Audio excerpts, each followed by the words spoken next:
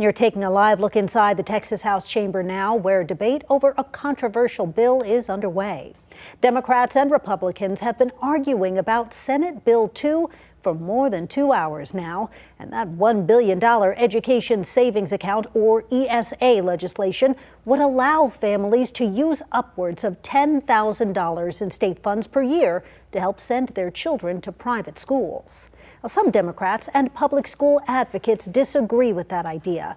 They rallied against SB 2 this morning, displaying a banner with the names of people who signed a petition against ESAs.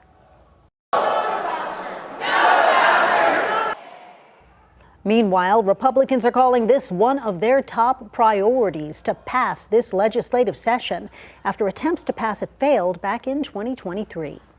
KVUE's Daniel Perot joined us now from the state capitol. And Daniel, you've been following this education savings account legislation for the entire session, and we both know it's expected to be a pretty long night. Quita, that seems to be quite the understatement here at the Texas Capitol. Lawmakers right now are starting to work their way through amendments to the bill. They just took up one that would have allowed voters to decide the fate of ESAs and put it on the November ballot. That was shot down by a vote of 86 to 62 and tabled by lawmakers. That was an idea that had been gaining some bipartisan traction over the last couple of days here at the Texas Capitol. The Senate Bill 2 that lawmakers are debating right now is different from what the Senate passed back in February. The House has made some changes to the bill, among them tying the amount of an ESA to the levels of public school funding.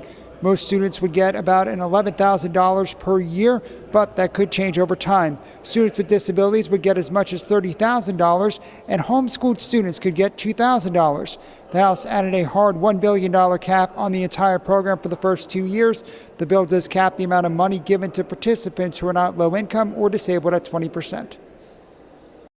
What this bill provides is an all-hands-on-deck approach to making sure that families have an opportunity, whether it be in terms of catching kids up for learning loss, whether it be from challenges with peer groups or bullying or social issues that kids have at school. This again gives them an option.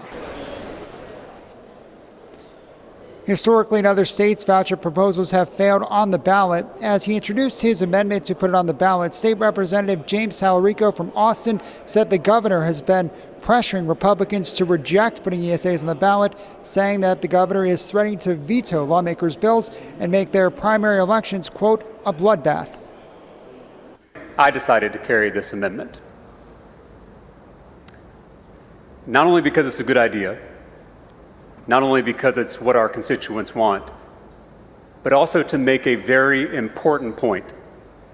No one, including the governor, should ever threaten a lawmaker.